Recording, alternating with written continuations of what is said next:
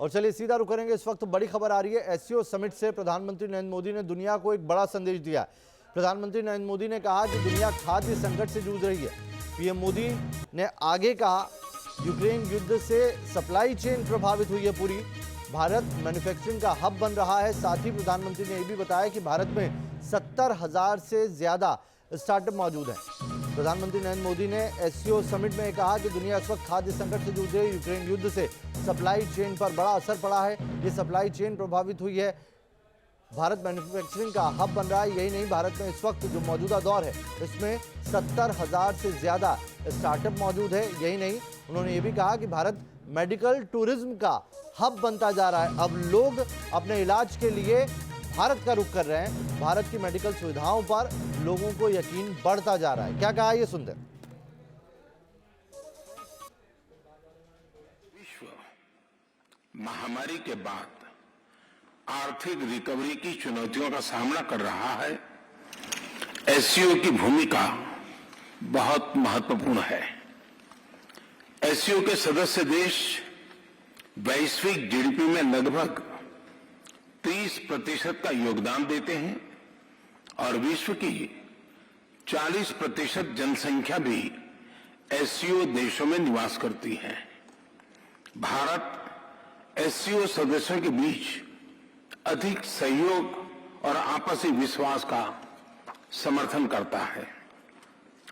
महामारी और यूक्रेन के संकट से ग्लोबल सप्लाई चेन्स में कई बाधाएं उत्पन्न हुई, जिसके कारण पूरा विश्व अभूतपूर्व ऊर्जा एवं खाद्य संकट का सामना कर रहा है। एससीओ को हमारे क्षेत्र में विश्वस्त, रेजिलिएंट और डाइवर्सिफाइड सप्लाई चेन्स विकसित करने के लिए प्रयत्न करने चाहिए। इसके लिए बेहतर कनेक्टिविटी की आवश्यकता तो होगी ही, साथ ही यह भी महत्वपूर्ण होगा कि हम सभी एक दूसरे को ट्रांजिट का पूरा अधिकार दें। हम भारत को एक मैन्युफैक्चरिंग हब बनाने पर प्रगति कर रहे हैं। भारत का युवा और प्रतिभाशाली वर्कफोर्स को मैं स्वाभाविक रूप से कॉम्पिटिटिव बनाता है। इस वर्ष भारत की अर्थव्यवस्था में 7.5% वृद्धि की आशा है, जो विश्व की बड़ी इकोनॉमीज में सबसे अधिक होगी। हमारे पीपल सेंट्रिक डेवलपमेंट मॉडल में टेक्नोलॉजी के उचित उपयोग पर भी बहुत फोकस दिया जा रहा है। हम प्रत्येक सेक्टर में इनोवेशन का समर्थन कर रहे हैं। आज भारत में 70,000 से अधिक स्टार्टअप्स हैं, जिनमें से 100 से अधिक यूनिकॉर्न है। हमारे ये अनुभव कई अन्य एससीओ सदस्यों के भी काम आ सकता है। इसी उद्देश्य से हम एक नए special working group on startups and innovation की स्थापना करके एससीओ के सदस्य देशों के साथ अपना अनुभव साझा करने के लिए तैयार है। और चलिए एससीओ समिट से इस वक्त की एक और बड़ी खबर आ रही है। उज्बेकिस्तान के समरकंद में प्रधानमंत्री नरेंद्र मोदी आज रूस के राष्ट्रपति पुतिन से मुलाकात करेंगे। उज्बेकिस्तान के 2 दिनों के दौरे पर प्रधानमंत्री एससीओ समिट में भाग लेने के लिए गए हैं। मुलाकात हुई और अब बायलैटरल मीटिंग की बात करें, पहले एससीओ समिट हो चुकी है, जहां पर प्रधानमंत्री नरेंद्र मोदी ने एक आतंकवाद और साथ ही जो खाद्य संकट एक पैदा हो रहा है उस पर चर्चा की। और अब रूस के राष्ट्रपति पुतिन से उनकी द्विपक्षीय बातचीत होगी। उज्बेकिस्तान के राष्ट्रपति से भी मुलाकात करेंगे पीएम मोदी। समरकंद से देर रात वापस लौट आएंगे प्रधानमंत्री। 3 तस्वीरें हम आपको दिखा रहे हैं। द्विपक्षीय बातचीत होगी। 10 महीने बाद प्रधानमंत्री नरेंद्र मोदी और रूसी राष्ट्रपति पुतिन के बीच में यह मुलाकात होने वाली है। बता दें आपको कि रशिया और यूक्रेन युद्ध के बाद इस मुलाकात के कई मायने हैं।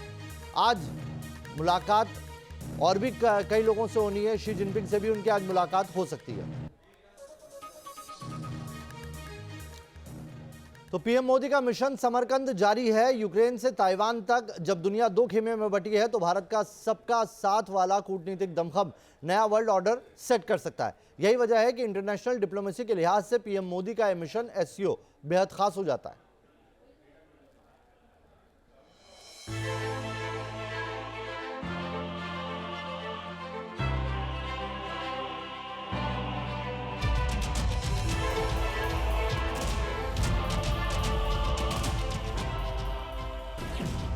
जब 8 महीने बाद धधक रही यूक्रेन रूस में जंग की ज्वाला।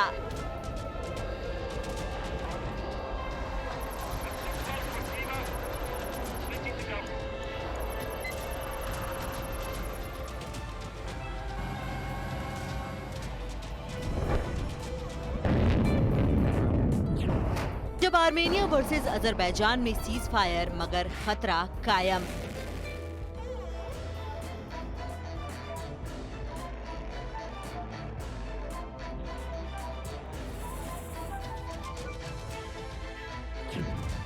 जब ताइवान पर जिनपिंग का जंगी उन्माद।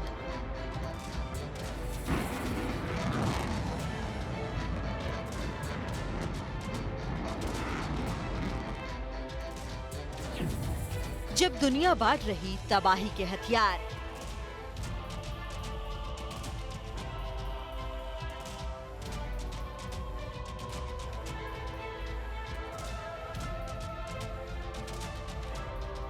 विश्व युद्ध के मुहाने पर खड़ी दुनिया को बुद्ध का पाठ।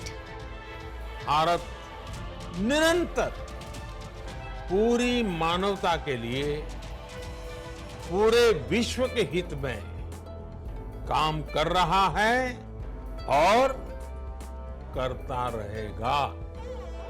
भारत इस वक्त दुनिया का पावर सेंटर बना हुआ है। पीएम मोदी दुनिया के सबसे बड़े रीजनल ग्रुप एससीओ के मिशन पर हैं।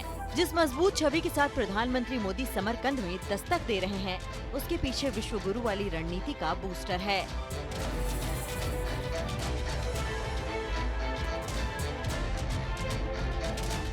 दौरा ऐसे वक्त में हो रहा है जब यूक्रेन पर एक एक इंच जमीन के लिए तबाही के बम बरस रहे हैं।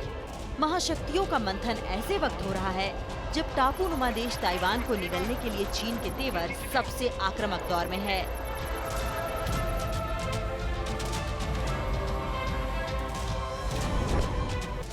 दुनिया के सबसे बड़े रीजनल संगठन समरकंद में महाशक्तियों का संगम ऐसे वक्त हो रहा है जब दुनिया में युद्ध के कई फ्रंट खुले हुए हैं और भारत को छोड़ दें तो बाकी वॉर फ्रंट वाले देशों से इनका सीधा कनेक्शन है। रूस 8 महीने बाद भी यूक्रेन युद्ध न रुका, न ही पुतिन का क्रोध कम हुआ। चीन ताइवान को निगलने के लिए जंगी उन्माद को हवा दे रहा है। ईरान साइबर अटैक पर अमेरिका और इजराइल को खुला चैलेंज किया। एससीओ के डायलॉग पार्टनर आर्मेनिया और अजरबैजान फिर आमने सामने आ गए हैं। मतलब यूरोप से एशिया तक महायुद्ध का मोर्चा बनना और इससे दुनिया में उथल पुथल मचने का सीधा संकेत यही है कि दुनिया न सिर्फ वैश्विक संकट के चौराहे पर पहुंच गई है, बल्कि विश्व युद्ध के मुहाने पर भी जा रही है। ऐसे विराट संकट के समाधान का एक ही मंत्र है, सबका साथ। प्रधानमंत्री मोदी की वैश्विक रणनीति में यही वो मूल मंत्र है जो एससीओ समिट से नए वर्ल्ड ऑर्डर को सेट कर सकता है।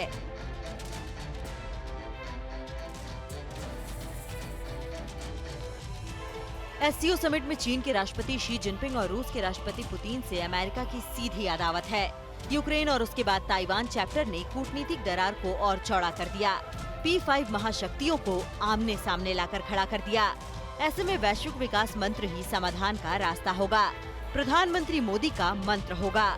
समरकंद में जब प्रधानमंत्री बोलेंगे तो दुनिया गौर से सुनेगी, क्योंकि बात होगी वैश्विक शांति की, बात होगी वैश्विक विकास की। Team news nation.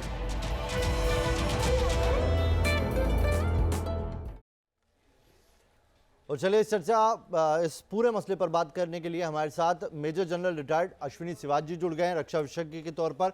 साथ ही हमारे साथ राजीव रामा गुप्ता जी हैं, राजनीतिक विशेषज्ञ के तौर पर, रशिया से वो हमारे साथ जुड़े हुए हैं। और साथ ही शीलकांत शर्मा जी हैं, पूर्व राजनीतिक हैं। स्वागत है सर आप सभी का। सबसे पहले अश्विनी शिवाजी जी, आपसे जानना चाहेंगे कि LAC पर अभी 16 कमांडर लेवल की बातचीत हुई, चाइना पीछे हटने के लिए तैयार हुआ और अब ये मीटिंग, इसका प्रेशर था चाइना के ऊपर, इस मुलाकात का प्रेशर था?